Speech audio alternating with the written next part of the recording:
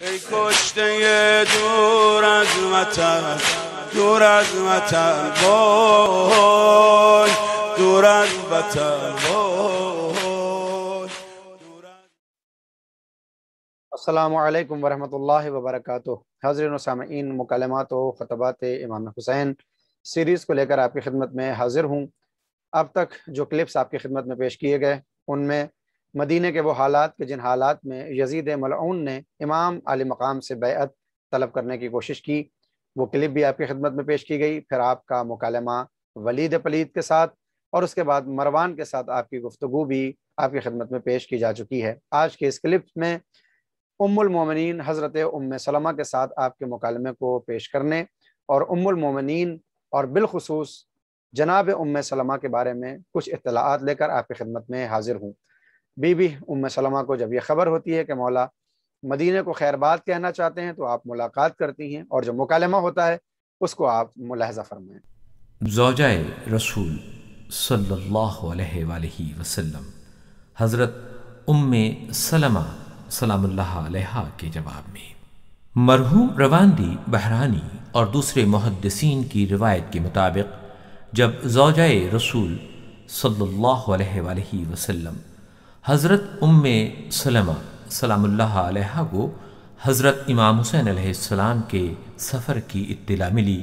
تو وہ امام علیہ السلام کی خدمت میں تشریف لائیں اور عرض کیا، اس طرح عراق کی سمت روانہ ہو کر مجھے غمگین نہ کیجیے، کیونکہ میں نے آپ کے نانا رسول خدا صلی اللہ علیہ وآلہ وسلم سے سنا ہے، انہوں نے فرمایا تھا کہ میرا فرزند حسین سرزمین عراق میں کربلا نامی مقام پر مارا جائے گا. امام علیہ السلام نے انہیں جواب دیا، اے اماں، یہ نہ سمجھیے کہ اس معاملے میں صرف آپ آگاہ ہیں، میں خود آپ سے زیادہ واقف ہوں کہ میں ظلم و ستم اور دشمنی کے نتیجے میں مارا جاؤں گا اور میرا سر تن سے جدا کر دیا جائے گا. خداوند عز و جل نے چاہا ہے کہ میرے اہل حرم اور رشتہ دار بے وطن ہوں، میرے بچے ذبح ہوں، قیدی بنائے جائیں اور انہیں زنجیروں میں جکڑا جائے اور وہ مدد کے لیے پکاریں اور کوئی ان کا ناصر و مددگار نہ ہو. اور اس طرح سے امام علی مقام نے وہ تمام واقعات کہ جو آپ کو علم لدنی کے تحت پہلے سے بتا دیے گئے تھے ان کو آشکار کیا اور بی بی کو یہ ڈھارس بھی بندھائی کہ مجھے سب کچھ معلوم ہے کہ میرے بعد کیا ہونے والا ہے. سوال یہ پیدا ہوتا ہے کہ کون ہے بی بی ام سلمہ اور ام المومنین، یہ جو ایک اسٹیٹس ہے اس کا مطلب کیا ہے. لہذا آج آپ کی خدمت میں خود ام المومنین کو لے کر کہ جس کو مسلمانوں کے درمیان ایک بہت بڑا رتبہ سمجھا جاتا ہے اور قرآن میں اس لقب کو ذکر کیا گیا ہے، اس کا مطلب کیا ہے یہ بھی بیان کروں گا، اور بی بی ام سلمہ کون ہے اور اہل بیت سے آپ کے رشتے کیا ہیں یہ بھی بیان کرنے کی کوشش کی جائے گی. ام المؤمنین کا مطلب مومنین کی ماں ہے. یہ وہ لقب ہے جو اسلامی تہذیب و ثقافت میں ازواج رسول کے لیے استعمال ہوتا ہے. یہ لقب سورہ احزاب کی جو سورہ نمبر 33 ہے اس کی 6 آیت سے لیا گیا ہے، جس میں پیغمبر اکرم کا مومنین پر جو حق ہے اس کو بیان کرتے ہوئے خداوند عالم نے ارشاد فرمایا، اور ان کی بیویاں یعنی پیغمبر کی بیویاں مومنین کی مائیں ہیں، یعنی جو پیغمبر کی ازواج ہیں وہ تمام مومنوں کی ماں ہوا کرتی ہیں. اس آیے مجیدہ کے نازل ہونے کے بعد مسلمان اجتماعی مناسبتوں میں پیغمبر اکرم کی زوجات کا احترام کرنے پر مامور ہوتے ہیں. ازواج رسول کے احترام کی رعایت کے پیش نظر آنے والے احکام میں سے ایک حضرت کی رحلت کے بعد آپ کی ازواج کے ساتھ شادی حرام ہونا اور رسول اکرم کے حریم کی حفاظت کرنا ہے. یہ آیت اس لیے آئی کہ پیغمبر کے دنیا سے جانے کے بعد کوئی یہ جسارت نہ کرے کہ پیغمبر کی بیوہ کے ساتھ اپنے عقد کے سپنے بننے لگے. لہذا قرآن نے پہلے ہی یہ کہہ دیا کہ جو پیغمبر کی ازواج ہیں وہ تمہاری مائیں ہیں. لہذا یہ ایک اسٹیٹس ہے کہ جس کا ہم بہرحال احترام کرتے ہیں. ام سلمہ کون ہے یہ بھی ایک سوال پیدا ہوتا ہے. بی بی ام سلمہ کہ جن کا ان کے نام سے معلوم ہوتا ہے کہ آپ کی کسی اولاد کا نام یقیناً سلمہ رہا ہوگا، جس کی وجہ سے آپ کو ام سلمہ کہا جاتا ہے. آپ کا جو نام ہے وہ ہند ہے، بیٹی ہیں ابو امیہ بن مغیرہ کی. ام سلمہ کے نام سے مشہور ہیں. پیغمبر اکرم کی زوجہ اور ام المومنین ہیں، ان کا شمار پیغمبر کی بعثت کے ابتدائی ایام میں اسلام لانے والی شخصیات میں ہوتا ہے۔ انہوں نے پیغمبر اکرم کے حکم سے جعفر بن ابی طالب کی سرپرستی میں کچھ دیگر مسلمانوں کے ساتھ حبشے مہاجرت کی تھی۔ آپ جانتے ہیں کہ ایک ہجرت مکے سے مدینے کی طرف ہے، مگر ایک ہجرت جس وقت پیغمبر مکے میں رہتے تھے اس وقت بعض مسلمانوں کو آپ نے حبشے کی طرف بھیجا تھا، اور ام سلمہ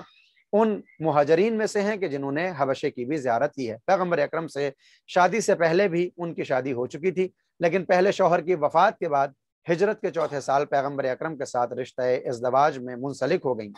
ام سلمہ ہمیشہ اہل بیت کے ساتھ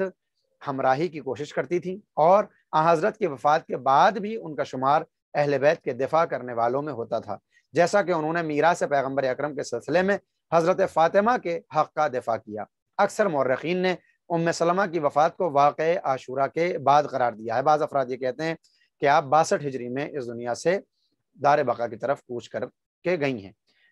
حسب و نسب آپ کا کیا ہے کہ آپ کا خود کا نام ہند ہے، لیکن چونکہ ان کا سلمہ نام سے کوئی ان کی ایک اولاد تھی، بعض افراد لکھتے ہیں کوئی بیٹا تھا ان کا جس کا نام سلمہ تھا، جس کی وجہ سے آپ کی کنیت ام سلمہ یعنی سلمہ کی ماں رکھی گئی۔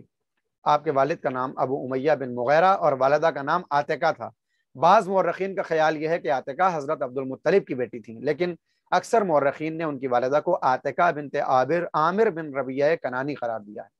تاریخی منابع میں ان کی تاریخ ولادت کے حوالے سے کوئی دقیق اور واضح بات مذکور نہیں ہے۔ آپ اولین افراد میں شامل ہیں کہ جو اسلام لے کر آئیں، اور آپ ان عورتوں میں بھی شامل ہیں کہ جنہوں نے حبشے کی طرف ہجرت کی ہے، اور آپ ان بیویوں میں بھی شامل ہیں کہ جنہوں نے 2 ہجرتیں کی ہیں، ایک ہجرت حبشے کی طرف اور ایک ہجرت مدینے کی طرف۔ مدینے میں جو آپ کی زندگی ہے، ام سلمہ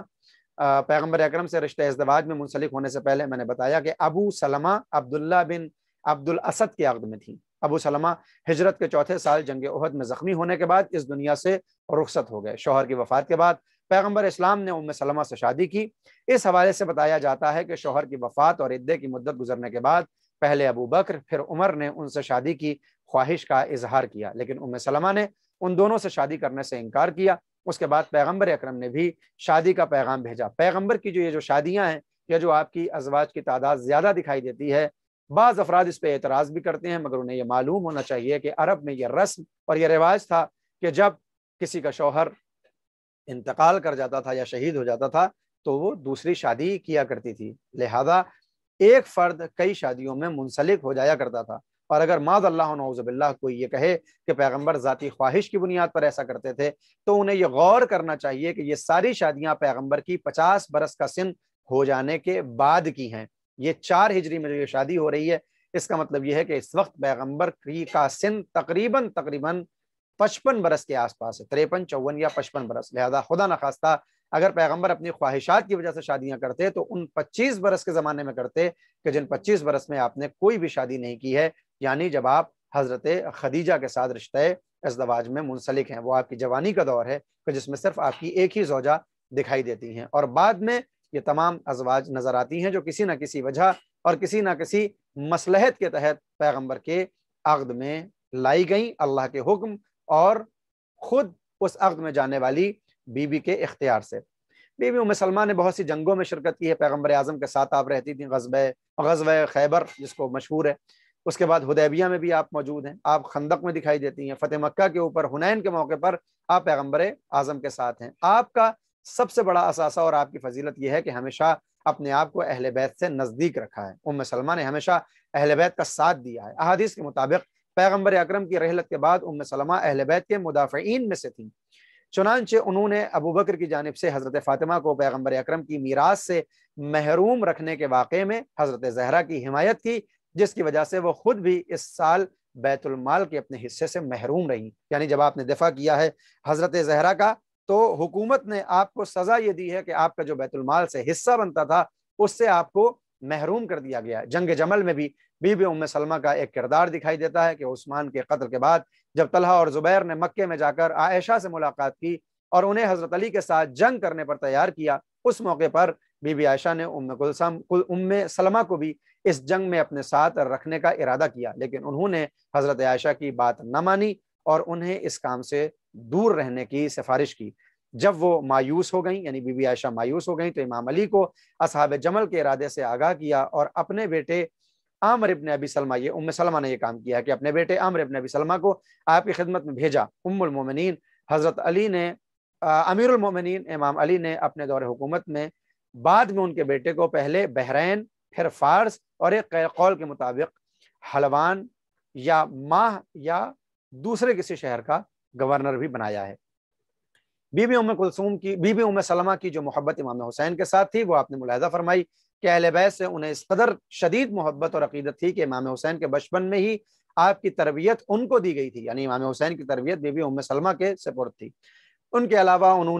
انہوں نے حضرت امام حسین کی شہادت کے بعد حتیٰ یزید کے دور حکومت میں بھی امام حسین پر عزاداری کی ہے، یہ بھی تاریخ میں ہمیں ملتا ہے۔ واقع کربلا میں ام سلمہ کا ایک کردار ملتا ہے کہ امام حسین نے کربلا کی طرف سفر کرنے سے پہلے پیغمبر کی تلوار سمیت بعض اسرار،